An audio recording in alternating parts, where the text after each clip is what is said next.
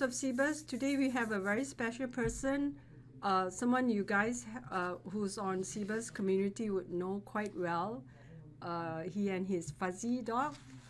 We have Tarin Camarena from LA, Arizona. So Fuzzy's from Arizona and Yeah. Tarin's from LA. Tarin and his bros are from LA, right? Am I right? Yeah. And Tarin's going to show us.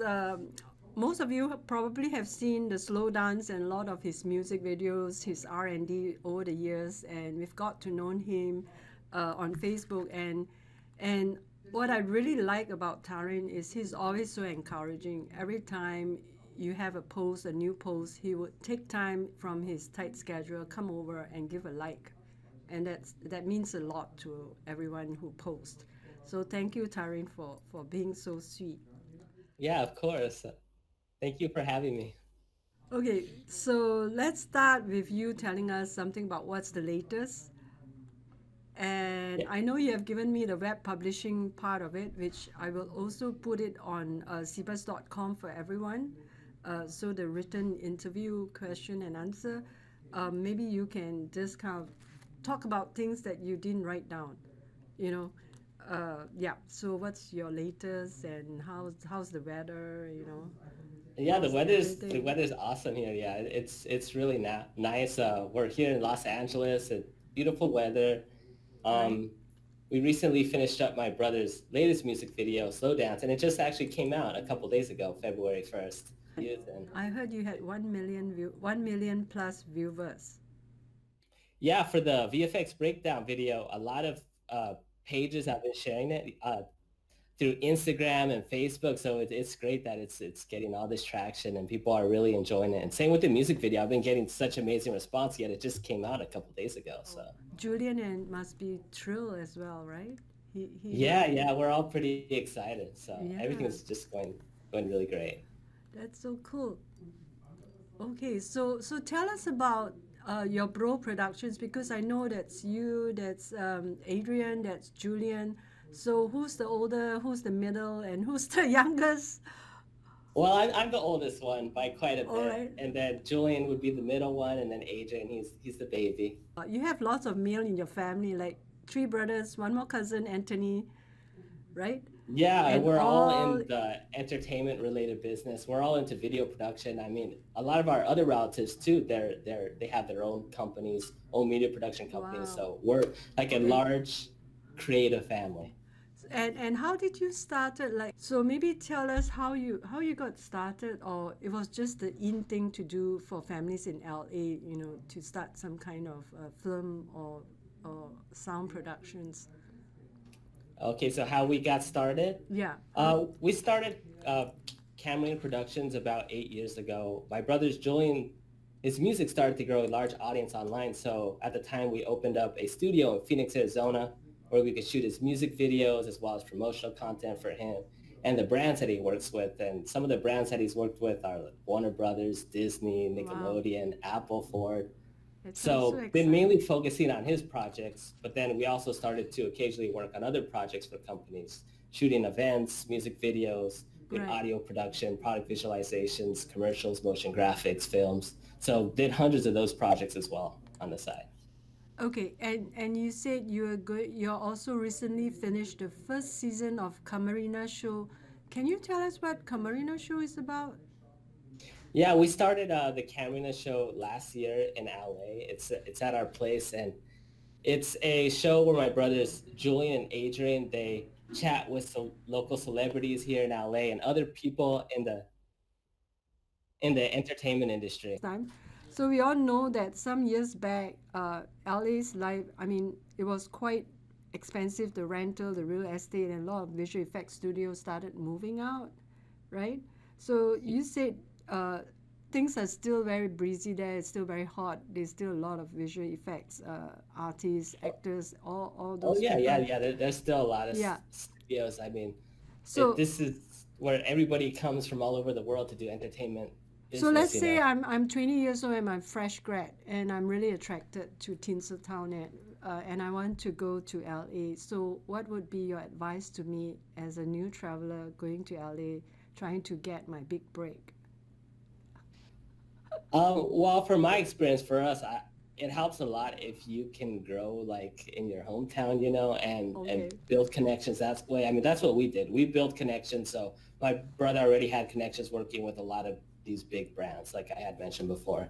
Um, because it is tough, LA. It is Yes, very yes, expensive, it's and very you can it's competitive. so easy to get caught up just trying to survive day to Right, day. right. I mean, no matter what, it's pretty hard. Everything's like crazy expensive here, but it really is worth it once you kind of build yourself up, because you just never know who you'll run into. I mean, I've ran into all sorts of directors and celebrities just at a coffee shop or Wow, the grocery store. You just wow, never know. that sounds so So cool. yeah, And everybody from all over the world comes here for entertainment related business. So right, I think it's very helpful to be here. and you actually originally were in Arizona, am I right? And you started building the production company in Arizona, networking, and then moving across to LA. Is Yeah, yeah, right. That's yeah, what you're we were in suggesting. Phoenix, Arizona for a while. Like I said, we started up a big production studio 8 years ago, and then In we've been Arizona or in LA? in Arizona, and In then we've been Arizona, in okay. LA for the last like year and a half or 2 years.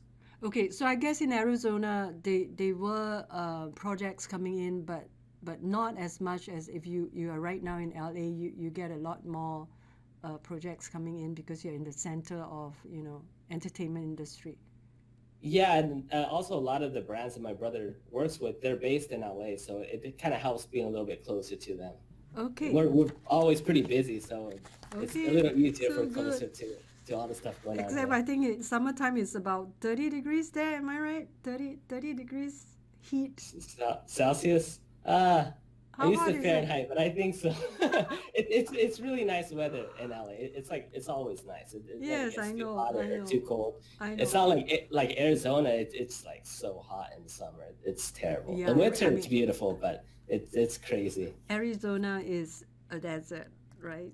I Yeah, think it's California a very hot, is a coastal city. very hot desert. Yeah. Okay, so do we want to go straight into what everybody's waiting for?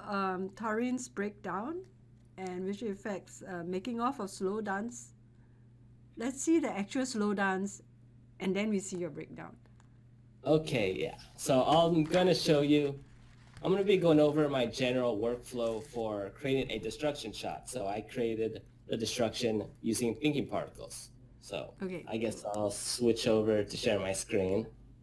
I just wanna slow dance with you, capture every single moment, 'cause we never felt this good. I just wanna slow dance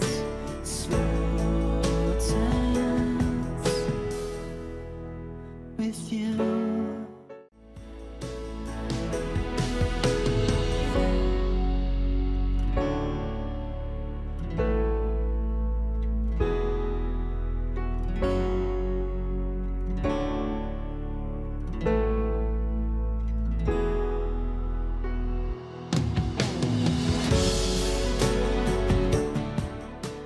Tell us more about Camerana Productions and how it was birthed, your team members, your role, and what are some of the projects you folks have been managing? Yeah, well, Camerana Productions is a family-owned full-service media production company. We do everything from concept art to cinematography and visual effects. The full-time team members right now are myself, my brothers Julian and Adrian, and our cousin Anthony. Julian is a talented singer, music producer, and VFX compositor. Adrian directs the talent and is also a screenwriter.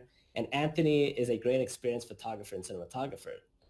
Also, the Camerona family is pretty large, with several of our relatives being into creative fields themselves. So depending on the project, we might bring some of them on board, as well as hiring the local talent in LA.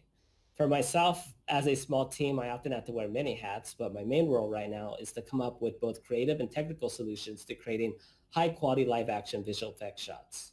We started Camerana Productions about 8 years ago. My brother Julian's music started to grow a large audience online, so at the time we opened up a studio in Phoenix, Arizona, where we could shoot his music videos as well as promotional content for him and the brands that he works with. Some of the brands that he works with include Warner Brothers, Nickelodeon, Disney, Ford, and Apple.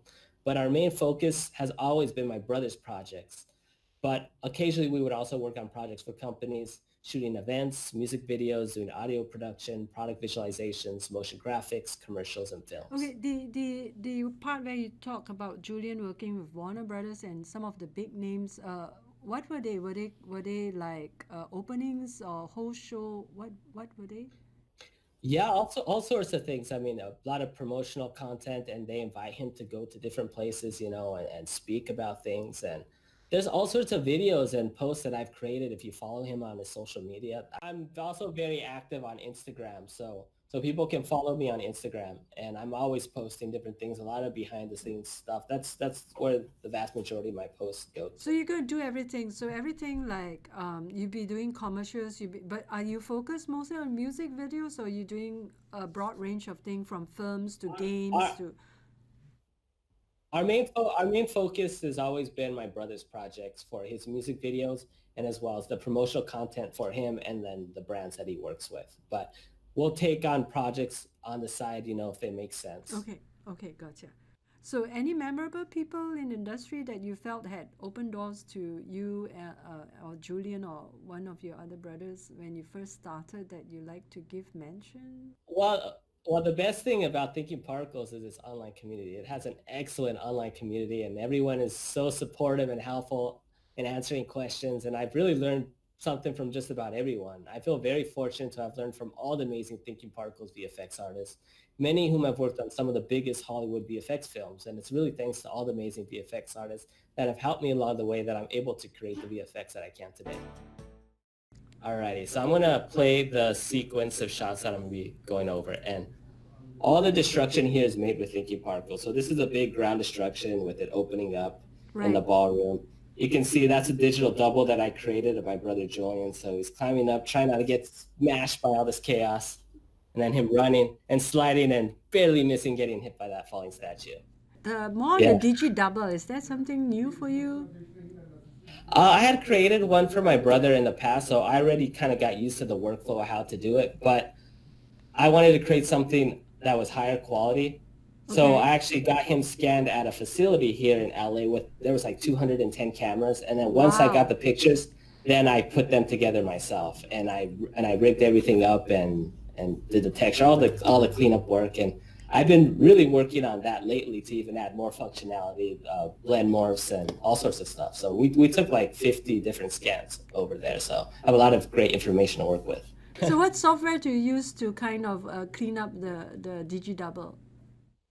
Uh, I use a bunch of software. I mean, for the textures, I have to clean things up. I often just use like Photoshop just to clean up the textures. Um, but sometimes just have to do some manual sculpting as well. So I'll use like ZBrush or Mudbox to fix things up. And then I have to retopologize everything. So everything needs proper edge loops for deformation, so you get nice animation. So everything has to be retopologized in a nice, clean way. So you have the nice polygons and everything works good. You don't get some weird popping or something like that when you're doing animation. So it's quite a bit of work for sure. And you have to combine a lot of scans. So we took 50 scans of all the different facial expressions and everything. So it's definitely a big project. Yeah, you're a multi-expert for multi-software. So did you start off with some formal training or some formal training and then you started adding software by yourself, self-taught? I mean, I learned online, but I've learned from just like all the best VFX artists, from that are online in the community. I just message, I chat with them through like Thinking Particles Facebook page, Effective Technical Directors Forum, taking courses. But most of it, it's just me getting out there, watching a lot of tutorials, putting hours and hours into learning. You didn't take no fine arts or 3D multimedia program in college. No, in college, I actually studied biology. Oh, oh Yeah, so wow. I got a biology degree in college, which Wow. is kind of interesting. Yeah, I mean, you're it the was kind of, second person. I think you're the third person with something related to biology and going into visual effects. There must be some relation between biology and visual effects. I don't know. well, biology kind of helped to build my technical side, because before then I was definitely a lot more creative. Like I've always been doing creative stuff painting and drawing since like I was really young, but that kind of built up that technical side. And getting into biology, also after I graduated, I was able to get some projects with medical animations and stuff like that. So Right. Okay. yeah, Okay. I mean, my main goal with biology is, I don't know if you remember the crocodile hunter. Well, He, it's good. It's good. yeah, so I kind of wanted to do something like that. So I've always been more into the entertainment related side of things. Yes, So yes. I feel with your character and your personality, visual effects is where you feel the oomph every day you wake up. You're motivated. I don't know about being a biological scientist, whether it's the same. yeah, it's yeah, some things that are similar. It's technical. It challenges your brain in a similar way with problem solving. So so you can still see my screen, right? Yes, I can see your Okay. screen, your folder, your C drive, I think. Okay, so I'm gonna go over my progress. So the first step would be to create concept artwork. Right. So right here, I'm just showing an example of a concept art sketch, and we do a lot of them with my brothers. All my brothers, they know how to draw and paint, so we're working on a bunch of sketches. So for this one, this is the ground destruction setup. So we're trying to determine how these big, large islands are going to move and rotate and the timing and everything, and really try to figure out how this effect is going to help drive and push the story forward. So I'll show some other sketches. There's another sketch like Julian right there with the Right. crack. So we do a lot of these sketches to kind of communicate with each other. Okay. And Okay. then there's another concept artwork piece. Did you draw this yourself? Yeah, I draw them with my brothers. We did like so many. I don't even know how Oh many we yeah, did. you're so multi-talented. So I think biology people tend to draw a lot, right? You had to draw the flowers, the insects, you know. Well, my dad, he's a painter. He's very popular, world-renowned painter and illustrator. He's worked on all sorts of movies. So I picked up a lot of these artistic skills from a really young age, and same with my brothers. So we've always been doing that, and all that stuff is like super helpful Yes. when creating VFX shots because you have this artistic knowledge that you can apply to these technical setups. So you can really combine the artistic and technical side together. I think So, your work is so fun. oh, thank you. So now I'm going to show you the progress that we use for creating a destruction shot. So the first step would be pre-visualization. Now this is a shot that I had shown where the statue falls and crumbles. It's pretty chaotic. So I'm just using a generic character that's going to be replaced by the digital double for Julian. And I'm just trying to get the basic animation of everything. So I'm just manually animating the statue to fall down. So just the basic timing. And as you can see here, I need to leave enough room for Julian's character to slide under him. So the statue needs to fall relatively head first into the ground. Okay. And then the next step would be to create some VFX, the fun part. So right here, I'm using a base simulation of the statue. So this is just one solid object. Mm-hmm. And like I said, I need to come up with a way where this solid object is going to collide head first into the ground. So what I did is I created this big ball and I animated it so it flies forward and just bonks in the back of the head. Okay, at this moment you're basically mainly using Max, or it's already Max and TP? This is 3ds Max right here. All right, Max. And yeah, the simulation is going to be thinking particles because I need proper dynamics. I can't just have it manually animated. It's hard to like recreate gravity. So that's why I'm using a dynamic solver. I'm using shape collision with actual gravity force. So there you can see bonk. And it lands relatively head first. So now it's the high res. So this is the actual statue that I'm using in the shot. And this statue is made up of a bunch of different fragments. It's pre-fractured using a plugin called Razor that you can find, an effective technical director's website. Oh and yeah, it's very that's useful. the Razor was from Eloy, right? Eloy Yeah, Anderles. it's Okay. from his website. So I have all these artistically driven cuts placed exactly where I want them. And these fractures, they're not going to interact at all with this ball. Instead, all that they're going to do is they're going to be attached to the base simulation, and they're going to follow. Right. So they're going to follow all the way down to about a little bit further back, about right here. So at this point, then they're going to detach from the base simulation, and then gravity and dynamics are going to take over, and you're going to get collisions, and everything's going to just kind of spread apart. So now, This part would be thinking particles getting there. yeah, so this is all thinking particles. And because I did manual fractures, see, I get a nice variation of bigger pieces and smaller pieces. I have the bigger torso right here, and then the head separated with some spilling out of little pieces right here. So this is like exactly what I was looking for, and Julian was pretty happy with it. It's his video. And then right here, this is going to show all the elements together, all the VFX elements. So you're going to see the main RBD simulation of the statue falling down, as well as debris coming from the cracks, and then an impact dust simulation. So boom. So that's all the VFX elements without textures, of course. And then the next step is scene assembly. So I bring all these VFX elements into one scene that's going to be used for the shot. So anything that shot needs, which in this case, it needs the ground destruction, the digital double, and the statue destruction. And here we can see if everything's all working. So you can see Julian slides perfectly underneath the statue. Everything's working exactly how we want it. Now your DigiDouble, did you rig it? So it wasn't like what they call motion graphics or live action where they kind like, of... Oh, you mean like the the mocap? sliding where he slide below the falling statue, that was all a DigiDouble, so it was all CG. Yeah, so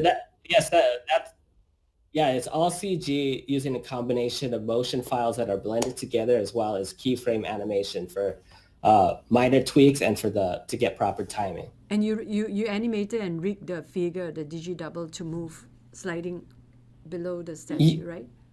Yeah, I did the animation combining motion files, motion capture files with keyframe animation. So you still had to do motion capture where Julian kind of act out that sliding part, am I right? Or... Yeah, or you can use like existing motion files, but even with those motion files, because this is such a specific shot with specific movement and timing, it still requires just getting in there and doing some manual keyframe animation. Okay. It's really well done. Look at that. I like the debris. It's so real. Thank you. Yeah, so this is the actual shot angle right here from the music video. So the groundbreaking is very similar to the statue destruction. It's a bigger setup, of course, but a lot of things are very similar. Just a lot more to it. So I'm starting off with the base simulation. See, I'm getting just a timing of these big, large islands different moving timing animation as well for the stunt double. Then I can run the high-res simulation. So it's a bunch of nested layer captures. It's quite a bit bigger than the statue destruction setup, but very similar.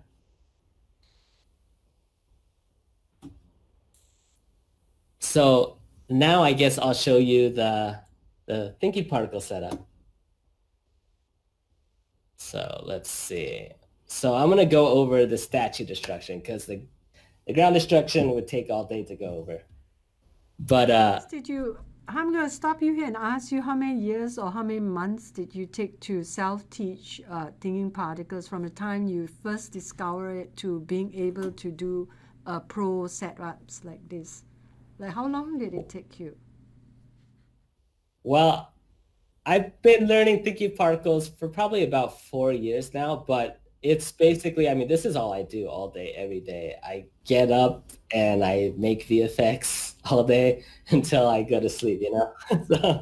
so it's not so many, it's not all about how many years you put into it, but it's like the actual hours, you know, how many hours, which is a lot of hours. So you basically learn everything on tutorials you could find online and from Cebas.com, from the community. You didn't attend, did you attend Alan McKay's or any other formal training? Yeah, I attended those courses, and I've watched a lot of courses that Christo Velev released and Eloy, and Goran Pavlis, and so I've watched honestly just about everything that I could think of that's out there, and all the tutorials and courses that I know of, like I pretty much have signed up or looked into them. I mean, I must applaud your high self-motivation, your perseverance, because it's not easy if you're not sitting in class with a former on-site training, and you have so many things coming after you, and you still found time to put in those hours and make sure you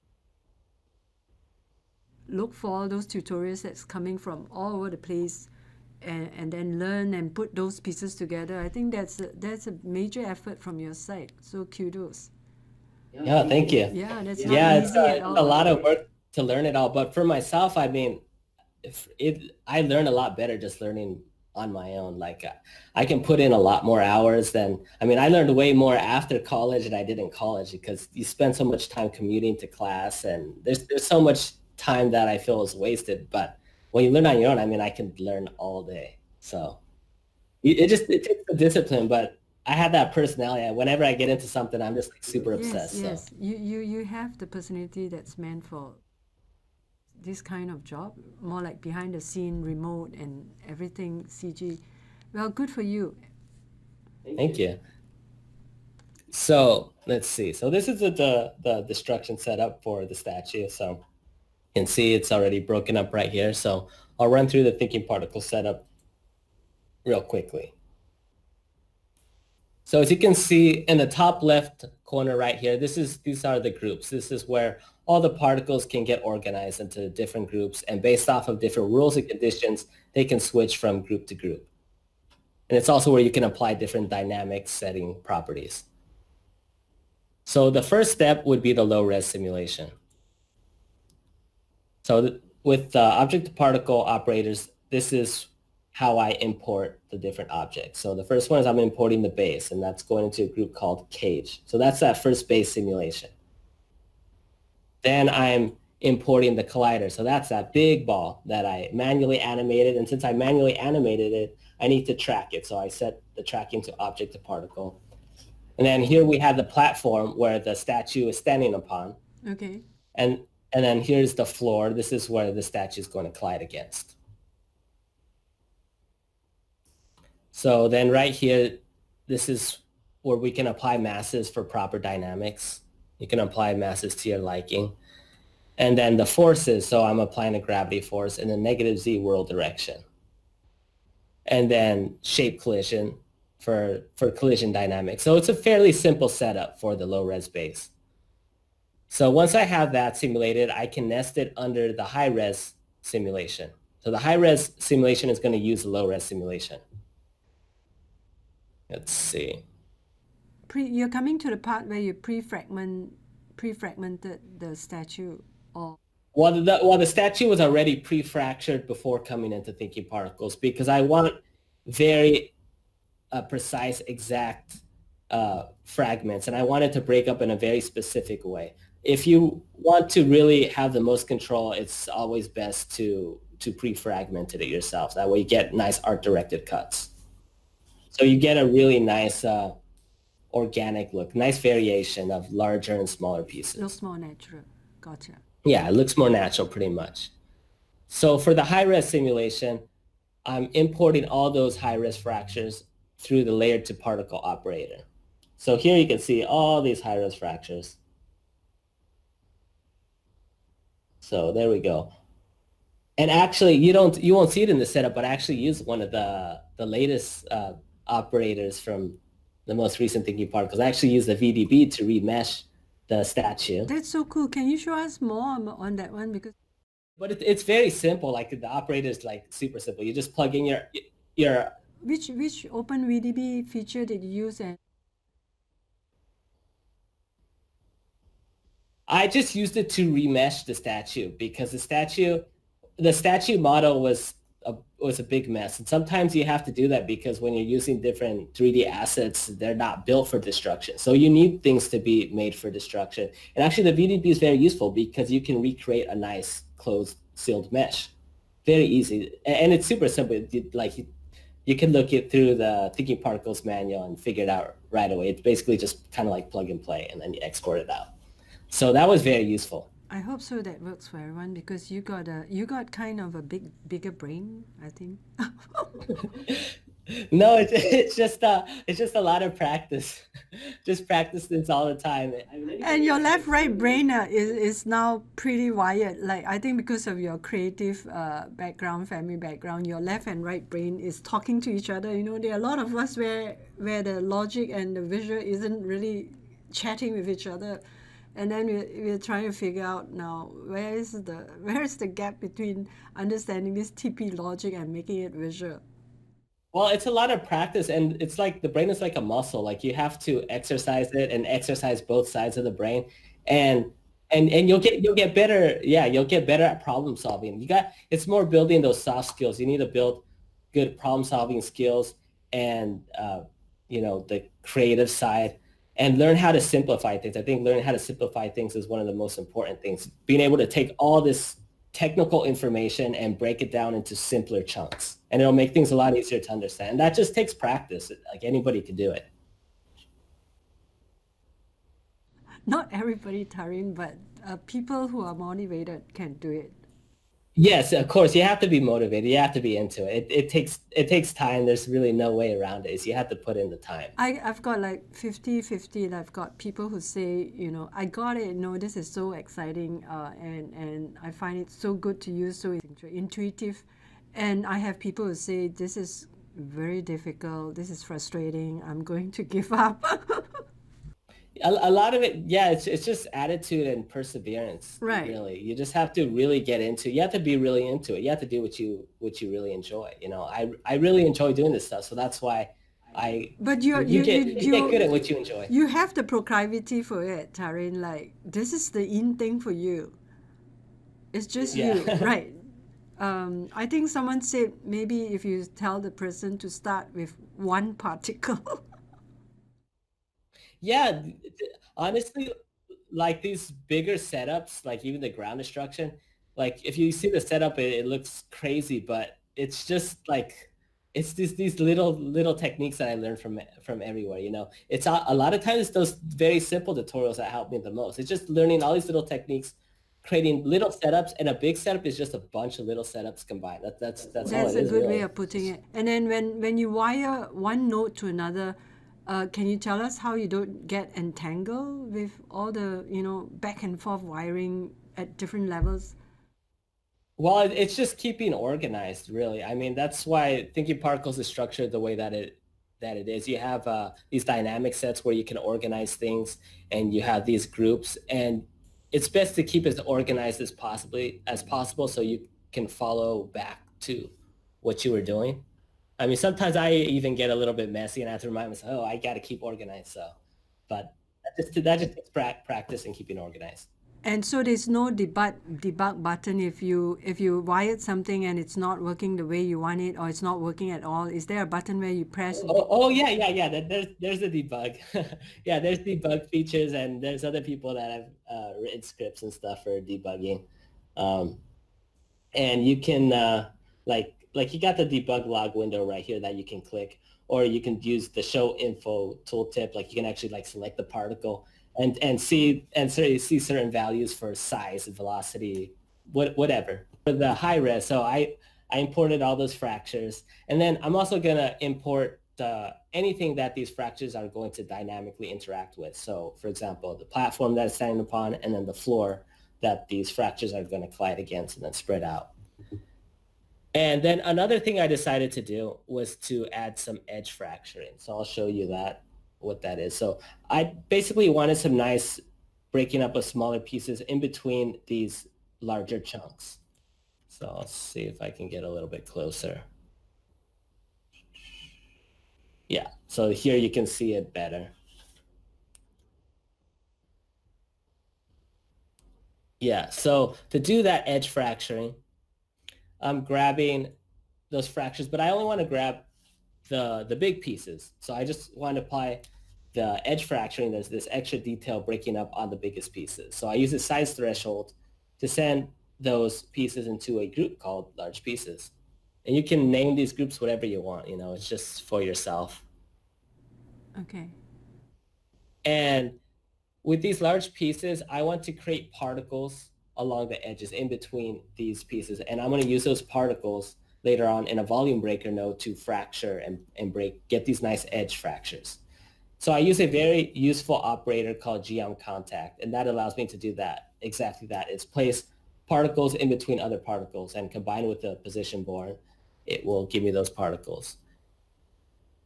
And then I'm using a volume breaker node. So this volume breaker can take those particles and use those particles to break up just those edges. Okay, when do you use volume breaker and when do you use shape collision? Well, the volume breaker is just for like live kind of fracturing. The shape collision calculates all your dynamics. So it's a very, very good solver that gives you very realistic results, realistic dynamics, and it works very good for destruction, large scale destruction. It makes things a lot easier on you. And did you use flow solver for this scene at all? Yeah, I use flow solver. I'll get to that in a little bit. I used quite a few different solvers and things. So okay, so this one I'm breaking up those edges with those particles. So now I have it broken up exactly how I want. So the next step is I need to attach all these fractures to the base simulation. So I use a useful operator called PPassAB, and what this does is it allows me to grab two groups. I can, in this example, I'm grabbing the fractures, iris fractures, as well as the base simulation right here. And I'm creating a reference between these two particle groups so that they know about each other. And the purpose of that is? The purpose of that is now that they know about each other, I can use the reference from the high-res fractures and attach it to that reference. So I'm attaching the high-res fractures to the base simulation using this p-attach operator. And there's many ways to do this, but the reference is kind of a temporary way to store the other particles so it knows about each other. You can use like data channels or memory channel or memory operator. But this is, I like this way. It's kind of simple. Yeah, that's cool because the thing about thinking particles I notice is that you have a lot of different wiring routes that you can go to make the same effects, because there was one person, I think, I can't remember, that I just interviewed, was it Squid Arts? They were using memory. So you were not using memory and you were using the PB pass. Oh yeah, I'm using the set reference and get ref workflow instead of memory. But the memory works really great. A lot of times I use that instead. You know, if you're going to be dealing with a lot of particle information that you're going to be using back and forth and you need to store that, the memory channels work great. Of course, it only works if you haven't cached it out. So if you're working with different caches, then you need to use the data channels. Okay. So now with the reference, so now it's going to follow along those high-risk fractures. It's going to follow the base simulation until it gets close to colliding with the floor. So right when it's almost about to collide with the floor, I'm using this age threshold to send those fractures to another group. And what this does is it breaks the reference. So now the particles don't know about each other and they detach. And I can apply my own forces and dynamic properties to these fractures now. Okay, so what is the threshold value? Like, at what point do these particles know they're supposed to fracture? Well, I'm using the age, so this is like a 51 frames of its age. Then I just kind of Particle like aging, roughly, okay. like I just looked at my timeline and it's like, okay, at 51 frames, that's when it needs to detach. Okay, got it. Yeah. So now I can apply different dynamic properties, like I'm applying mass to those fractures, and then a gravity force, and then the nice and useful shape collision to get my nice realistic dynamics. It's just by itself. Yeah, yeah. I mean, you can combine other nodes with this. I mean, you can build it up however you like. You know, it's really up to you. What you feel that you need for that setup. That's why. It's something that just has to be there. You don't have to wire it to another node, and it works. Yeah, you don't have to wire it into another node. It has like right here where you can set the group. So you need to assign a group. That's why you nest these group layers under other groups. So you could just grab the top hierarchy group and plug that into this section right here. And then it will apply dynamics to everything underneath. Okay. So yeah, that's the shape collision. It's one of my favorite operators. So now I have everything simulated for the rigid body dynamics, like the main statue simulation. Since if you remember seeing this shot, it's seen from pretty close up. Like, I mean, it's seen from super close up. So one thing that's very useful that can help a lot is to apply some shape noise. So what shape noise does is it gives all these inner details right here. It's all this tessellated Yes, detail. yes, nice. Yeah. So it looks more realistic when seen up close. So let's go back to setup. So based off of a velocity and size threshold, I'm creating this shape noise. Now I'm just applying shape noise to the bigger pieces because there's going to be a lot of motion blur and dust. So it's not going to be as noticeable. And it's always best to optimize as much as possible, especially in this case, because I'm going to be bringing a lot of simulations coming from everywhere. You know, it's a lot to deal with. And the more that you can optimize, the easier it will be on yourself. That's for sure. So now I have the RBD how I want. I can apply materials. So this is where I apply materials using a shape material operator. And I'm applying a multi-sub-object material. So with this material, I can get the proper material IDs. So I can have separate materials for the interfaces as well as the outer faces. Mm-hmm. You know, you're one of the few guys that have more or less really mastered almost a lot of operators, the latest one from Thinking Particles. That's amazing. Oh yeah, I'm always looking at all the videos, looking into the newest features. So I always try to make sure I'm up to date on all the Yeah, latest and stuff. you always try using it. That's the thing. That's a good thing. You always try and see how you can put it to good use, and that's amazing. I haven't seen because a lot of time people always use back the same one that they are familiar with: volume breaker, egg timer, you know. Yeah, I mean, a lot of these new features can help you save a lot of time. You know, that's why they're there, is to improve your productivity with the software.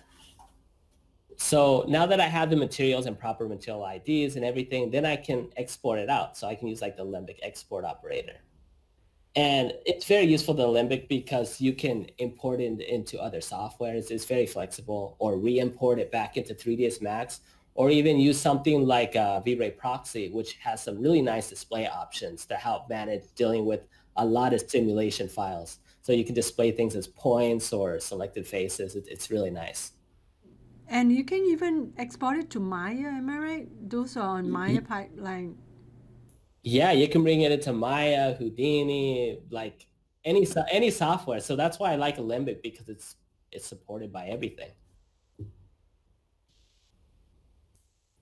Yeah, so Alembic is great. It's really nice that Thinking Particles now has Alembic.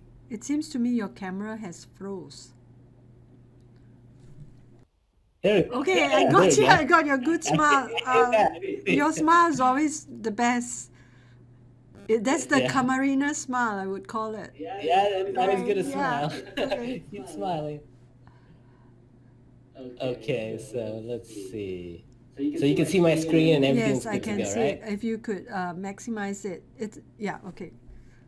Awesome. Okay, so now I'm going to create debris.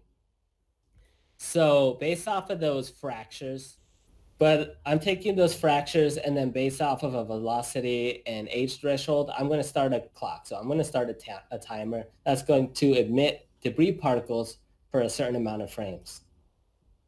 And then with these debris particles, I'm going to give some random sizes, random scale. And I use a very useful node called value to value. And this allows me to create a custom curve distribution of the different sizes of particles. So I can give a nice realistic perceived variation of different sized particles.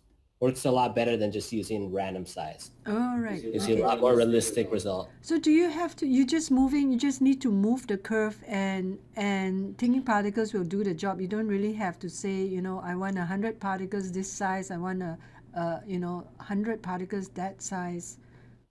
I mean, you can do it that way, but this is a lot easier just with the curve. I mean, you're dealing with like a lot of a lot of debris. There's like thousands of debris.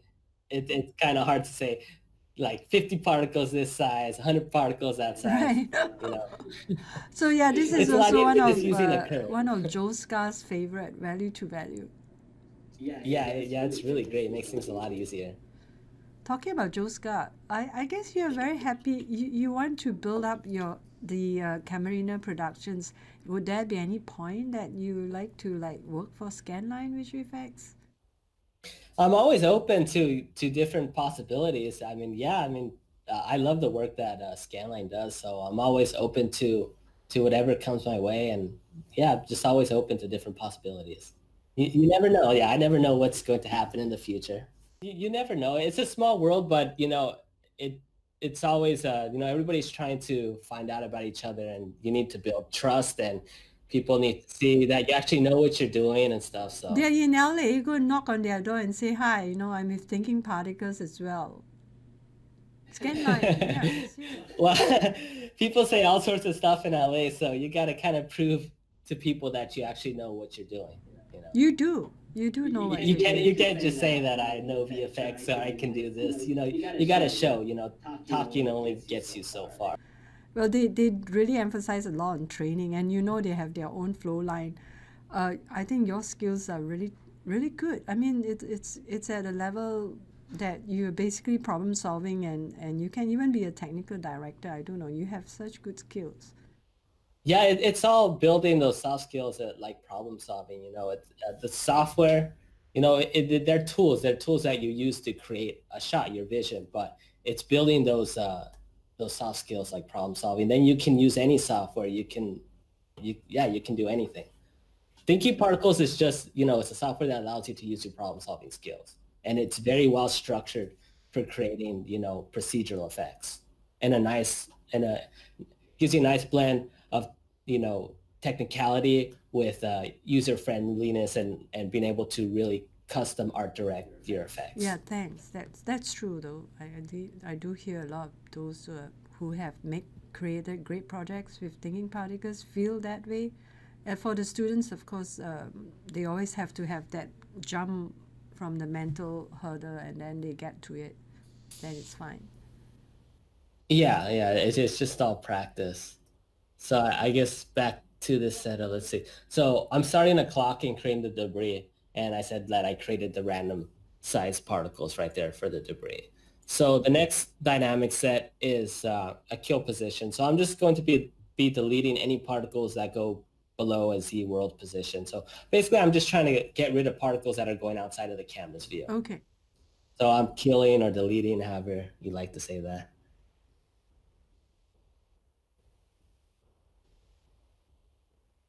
Yeah, particle die, that's right here. It's a little harsh sounding. It's like this particle delete. How about particle goes to heaven? Oh, that's Or too particle long. goes to heaven. Yeah, that'd be nice. Yeah, say something nice. But that's what it does. So it gets rid of that. And then I can apply my forces to the debris. So I'm applying a gravity force. And I'm applying some friction. And friction is very useful for these small pieces because I don't want them to be flying Yes. everywhere, Yes. going past the camera. I really want to keep the debris while contained within the proximity of the falling statue. So I want to build up a nice composition. So I really don't want to create a mess of things. No, friction is so important, right? Because that's the actual physics accuracy there. Yeah, it's a force that slows down the particles so that they don't just accelerate forever, It's very useful for a lot of explosive setups too, because you can get that fast burst of movement and then they slow down. So it makes things look more dramatic. And that makes me thinking, like, if you had an explosion in space, which is a vacuum and there's no gravity, so I guess the particles just floats away, right? If you don't have any gravity, Like if you were to create a scene where there was an explosion in deep space, and deep space has no gravity or friction, which means the particle is just going to... yeah. I mean, yeah, you could replicate that easily with thinking particles. I mean, yeah, just get rid of gravity and friction. apply some spin and you can make them spin forever. Well, maybe your Just next like your this next thing. production, Julian will be singing in space. You never know. You never know. Yeah, I mean, we're working on all sorts of ideas for music videos, and we're already in pre-production for our next music video. So I'm super excited about that. Okay, So we have yes, some and you're gonna pretty tell cool us a things lot coming more up. later after about your next production after this setup. Yeah. There is our flow group, flow solver, right? Yeah. So here we are back to the flow solver dynamic. So I love the flow solver. So the flow solver works excellent for getting some nice basic like position-based dynamics for thousands of debris particles. And it's very fast. It's very well multi-threaded. So in this case, based off an egg timer at a certain time, then I'm going to turn on the flow boundary. So this is going to calculate my basic dynamics. Okay, in your scene, right? What is the effects the flow solving was doing? So the flow solver is going to give you dynamics, some basic collision dynamics, and like with the flow group, typically the flow solver is used for like fluids, so different liquids, so like water, something like that. But in this case, I'm changing the setting so it's giving me something more like debris, like kind of like dirt or grains. Yeah. So it's doing something over and above volume breaking. Because volume breaking is the one that does the fragmenting as it crashes down, and then the flow solver does the same.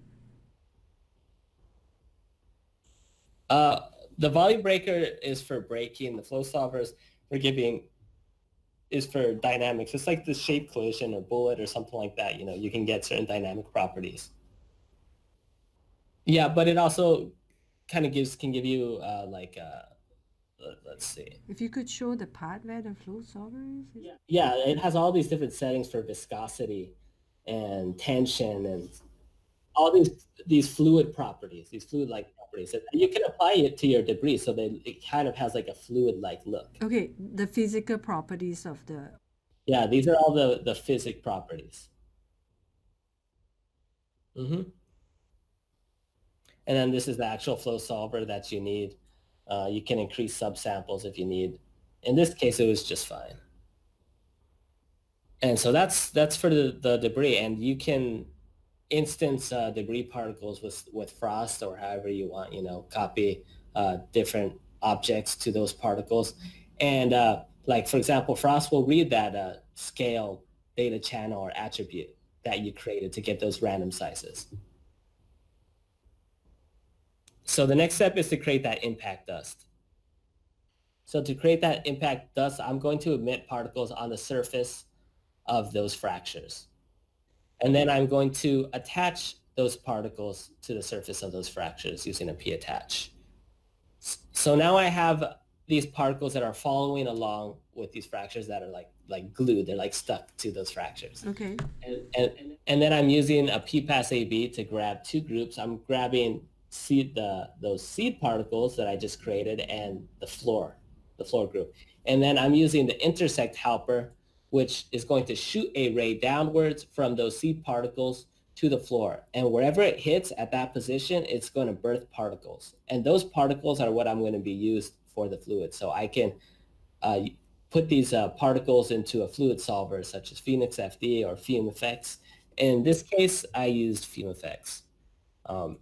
And so then I can apply my forces to those particles. So in this dynamic set, I'm applying velocity in the X and Y direction. So I'm creating a radial force, like a shock wave.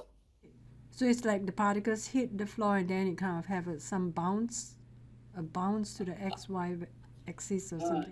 It's shooting in like a shock wave, a radial cylindrical force. So they're just shooting out like in a ring. All right. Basically like a ring with some randomization. Now you see you have art directed it, like it's visual now. Yeah, it's just all the art directions. It's knowing all these little setups, you know, and practicing, and then just combining them to art direct the VFX how you want it to be, you know. But it's very useful to have the artistic knowledge and reference, you know, so you know how the VFX should look, to help drive the story and make up a nice artistic composition, something that looks very appealing. So then I'm applying another velocity, but this is just in the Z position. So I had just have them separated for more control. So now I can control how high they're going to be going up separately from the radial direction moving outwards. And then I'm just applying the typical forces right here. I'm just applying like a gravity force and then applying friction. And I'm applying friction for like the same reason. I don't want dust flying everywhere into the camera, otherwise it's going to be a big dirty mess. I want a nice composition where things are clean, and I want the dust to be fairly low to the ground and not go too high and get too crazy. And then you can put like a U deflector for some basic collisions. It's also pretty fast. So I'm just using that for some basic collisions of the ground. Okay, and this first time I'm seeing someone pop up U deflector. Yeah, it's a older node, but it still works good. I mean, you could use whatever you want. You could use bullet solver. I'm not even working with that many. You are really good because you actually spend time going through all the different operators and helpers. It's almost like you are almost now a walking encyclopedia of it, from the older ones to the Open VDB in Drop 8. This is the first time in my interview that I've seen someone who has used quite a lot of things together, and it's good because then people get to know them and not just, oh, there's only VB or there's only P search. Yeah, there's all sorts of useful operators, and it's not like I go through memorizing everything. You don't have to memorize things. You just need to know the basic general workflows and kind of roughly remember things, and then you can always go back and reference the user manual. I'm always forgetting things and stuff like that. It's just building those problem solving skills and remembering the basic idea of how certain things are set up. Okay, so you also I mean, deflector was not even mentioned in a lot of places. You are the first one mentioning. Did you okay, I need something that helps in deflection, and you went to the online manual and put in the keyword deflect, or how did? Yeah. I mean, a lot of times that's just what I do. I always have it open all the time. Yeah, I'm not like an encyclopedia in my head where I remember every little thing. Not at all. I mean, you don't need to be. I mean, that's why you have the user manual, and you have Google Internet, to Google things, or other VFX friends that you can ask questions. I ask questions all the time, and I'm always chatting with other VFX artists.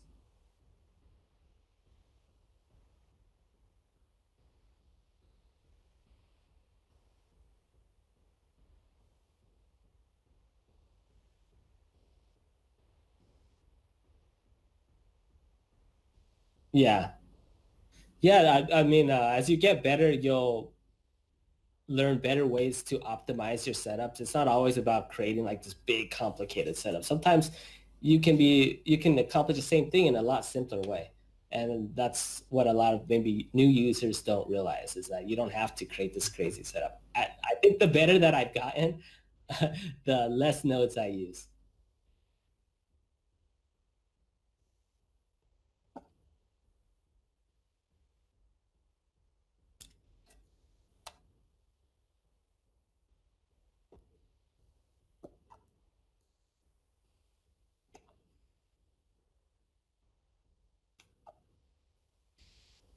I would advise people to learn the basics.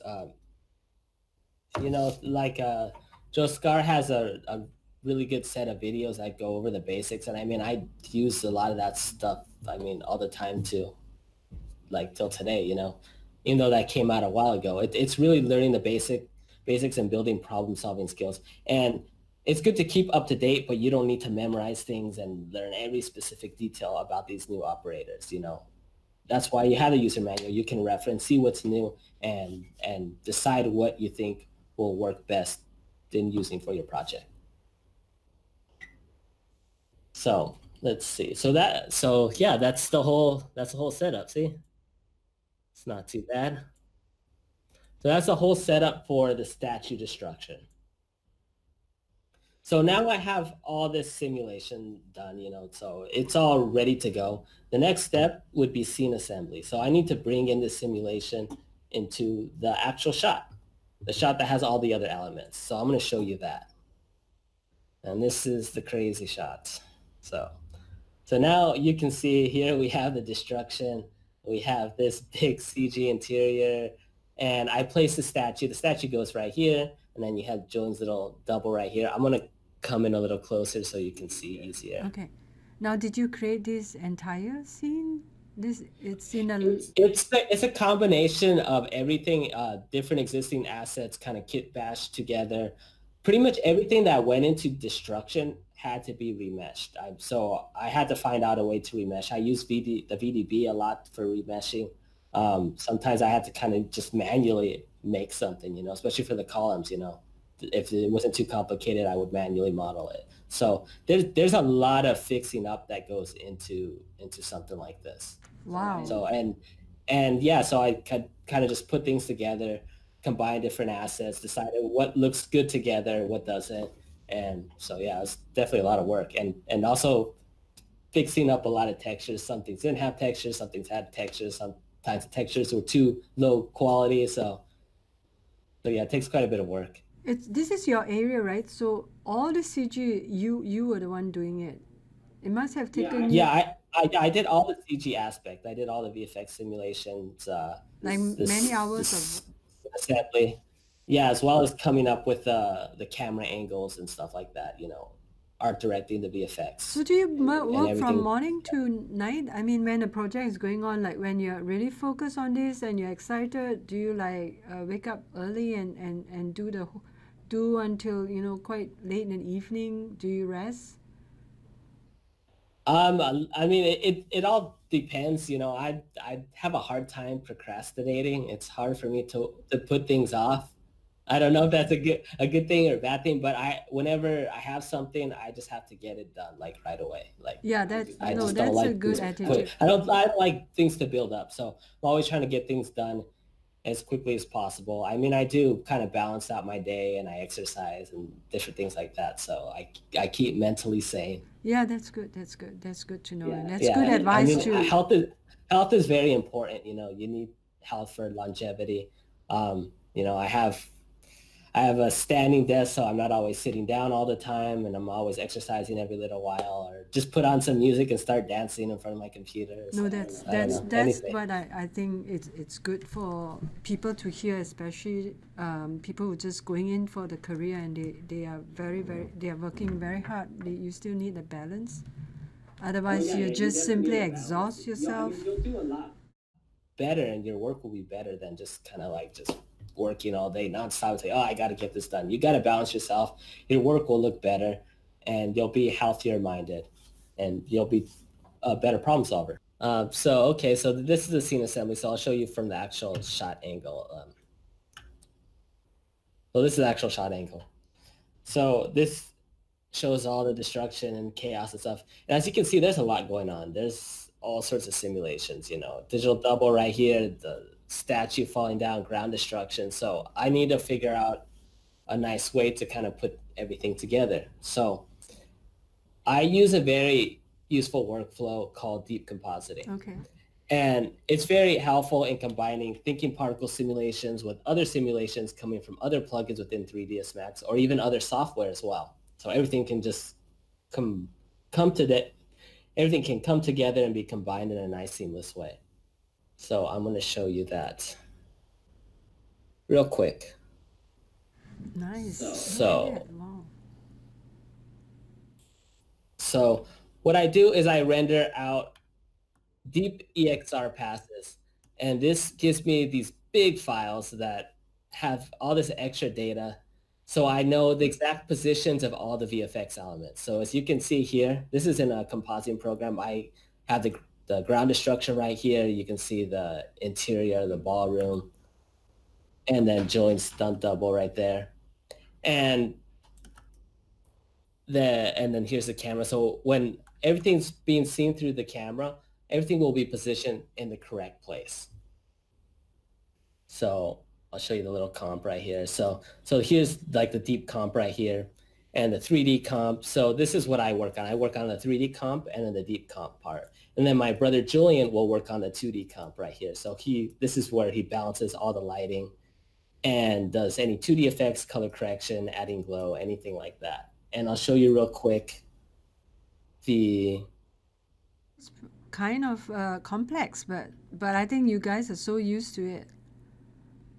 This software is called New. Oh, this is new. Oh yeah, this is okay. Got it. This is new. It's kind of like the industry standard for compositing. But as you can see here, since I have a 3D representation of my entire scene, I can place VFX elements wherever. So, for example, I can place VFX elements on cards, which is like a 2D plane, or I can even place them as deep point clouds, so a 3D representation. It just depends on what I want. And it gives me a lot of control. And another very useful feature about the deep compositing is I can separate things. I can separate my VFX elements and run iterations and versions on them separately. So I can run different iterations and versions on anything that might require a lot of changes. So for example, the ground destruction, the digital stunt double will go through its own iterations and changes. Any secondaries such as debris and dust. And I made a lot of changes to this falling statue in the front. That went through a lot of iterations. And then once everything is done and finalized, it can all come together and be seamlessly combined in a nice way where everything just matches up. Any transparency, everything works just great once viewed through the camera. So show you my little comp real quick. Yeah, I'm kind of flabbergasted. Like, how did you three bro did everything? It's almost like you're playing the entire role, including yourself, from being the Preview artist, concept, storyboard, right, until post-production. That's amazing. Yeah, and I mean it helps, working with the team. Like it makes a big difference working with them, and we all have a lot of the same knowledge. We share knowledge since we work together. We have shared knowledge of the whole production and post-production pipeline, and that really helps us to excel as a team. So this is my general workflow for the effects destruction shop. So would you be able, like, let's say I'm just trying to figure out, so if you had a Marvel movie coming to you, would you able to, so you're generalist, so you basically can help from the Preview right until the post V? Well, everybody has their strengths, and I built good generalist skills early on. So I learned the whole pipeline. I mean, I learned from, modeling, texturing, all that stuff. But of course, everybody's specialized in certain things. And the areas that I specialize in the most would be the compositing side and then the VFX side. And then, of course, the artistic knowledge, because I've been doing that since I was very little. So with painting and all that. And all that ties in with cinematography as well. I've shot all sorts of projects, different events and films and short films, and I've worked on commercials and all sorts of projects. So all that knowledge comes together. And you got some of the best cameras. You got the Red camera, am I right? Yeah, we have a couple Red cameras. We have all the high-end gear. All that stuff makes it really nice in compositing. So no, your work is fun. Your work is definitely a lot of hard work, but a lot of fun too. Yeah, it's a lot of hard work, but fun. I mean, you have to enjoy what you're doing, to really get into it and become good at it, You have to like it. So yeah, that's what I have to show you in terms of the VFX destruction. So I guess I'll switch over to my face now. That's so cool. Thank you so much. I think we learned so much from you. For the music video, we created around 60 shots with visual effects and compositing. 47 of these shots made it into the final cut. You can see all sorts of the effects in the music video, from destruction, particle effects, digital doubles, green screen, full CG environments, and matte painting. All the large-scale destruction VFX simulations were made with thinkingParticles. Thank you. Was there at any point in Slow Dance, when you were doing the Slow Dance music video, that, there was one scene that you get agreed on what's the best way to do it, and how did you overcome that? Like, was there anything, or everything was moved, like everything was agreeable at once, and every time you put a storyboard, good, check mark, I mean, one thing that's good, I guess you could say, think of it as good is that since we're family, we're very honest with each other and like kind of sometimes brutally honest. So you have to have thick skin, and we say things straight out. If we don't like something, we're going to say it right away. We don't want to waste time, because time is of the essence. We're a small team and we have to work very fast to get things done. So my brother Julian, I mean, he knows VFX as well. He does a 2D compositing, but he actually started learning the 3D before I did.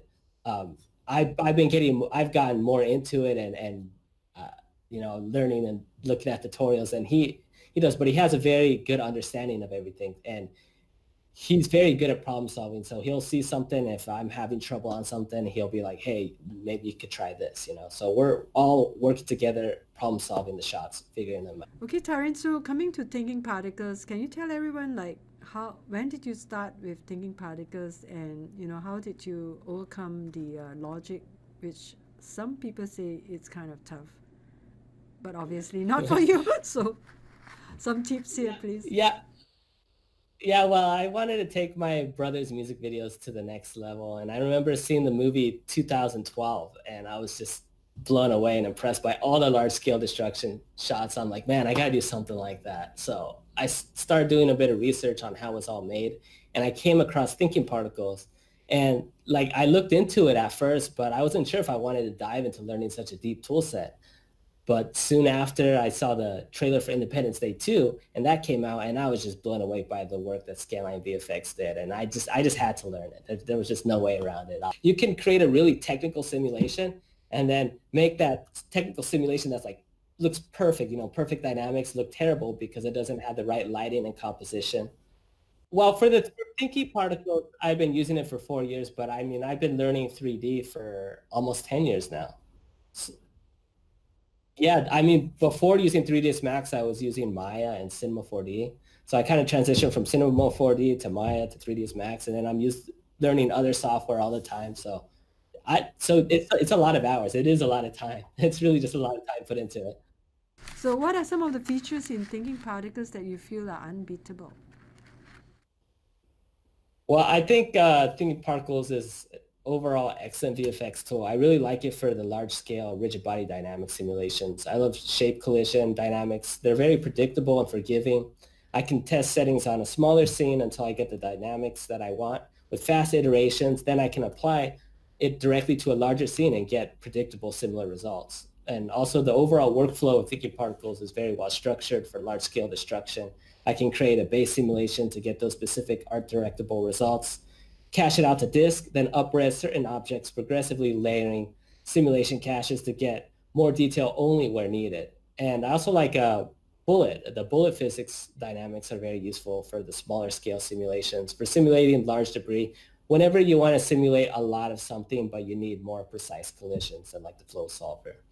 And I really like the flow solver too. The flow solver is excellent for simulating those thousands of small debris, and it's very well multi-threaded. So the combination of those three really helps a lot. And I think Thinking Particles overall gives you a nice blend of technical flexibility combined with an artistic friendly approach without having to necessarily dive deep into expressions and coding.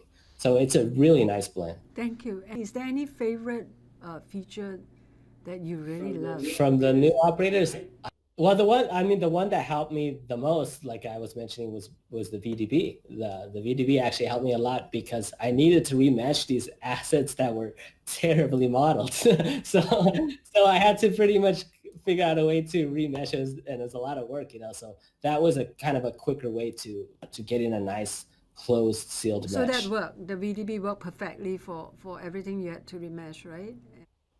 Yeah, the VDB worked great. It's really nice. It gives you some really nice options for transferring UVs and different things. It's super great. What's the title for the upcoming one? It doesn't have a title yet that I can share, but my brother has a song, and it's pretty exciting. Is the so song out it's yet? nice. The song isn't officially out yet, but it's a nice upbeat song, and yeah, I think people will really like it. We are already in pre-production for our next music video, and our goal for it is we really want to create more artistic, visually entertaining projects, capitalizing on our main strength, which is the creative knowledge that we have, creative artistic knowledge. And then we're also going to be starting up a new season of the Camarena show. And also looking forward to working on a number of high quality live action VFX projects for clients. And we've been getting really good response from our VFX breakdown videos for Slow Dance, and the music video itself is gaining a lot of traction. So, and we're very thankful to all the people and social media pages that I've shared it. It's helped so much.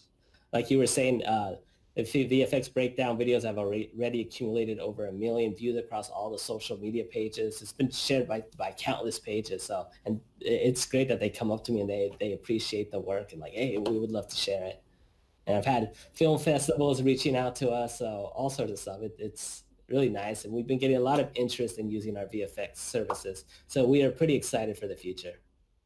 And finally, what are your professional and personal hopes and dreams 2020 and beyond?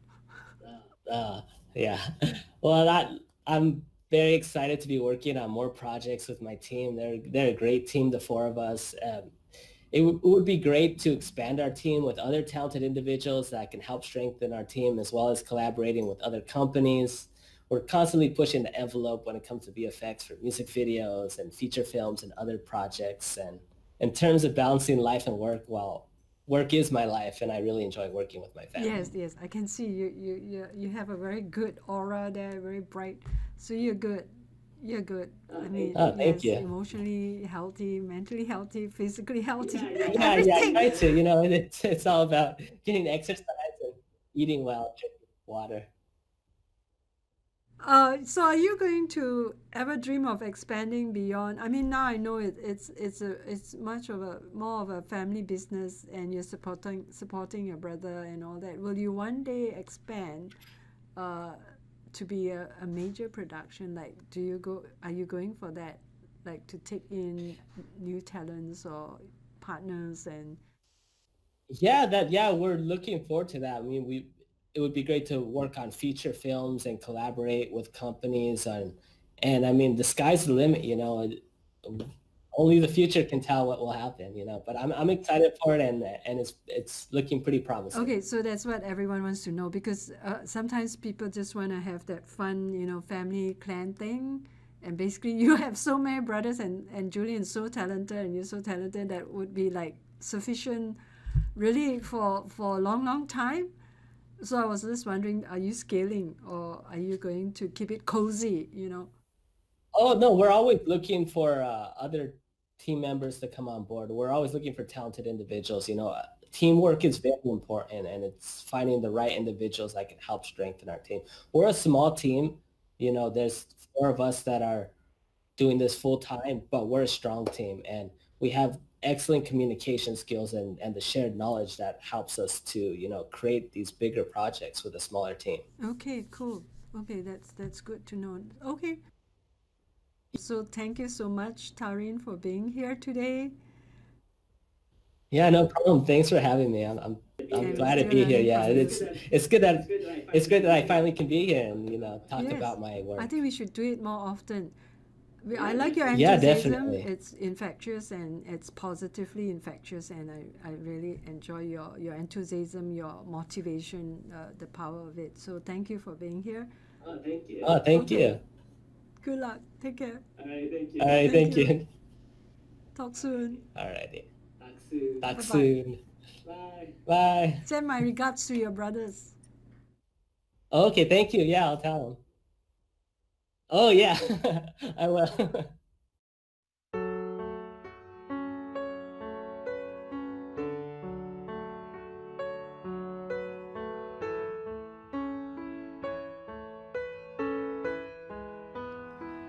We might have drank just a little too much to be feeling so damn much, but right now this is where we're supposed to be, dancing to this song we've heard, but we don't know any of the words, and it's slowly becoming our favorite song. Even though we've got nothing figured out, we feel we know who we are. And right now the world outside just seems so smooth. wanna slow dance with you, capture every single moment, 'cause we've never felt this good. I just wanna slow dance.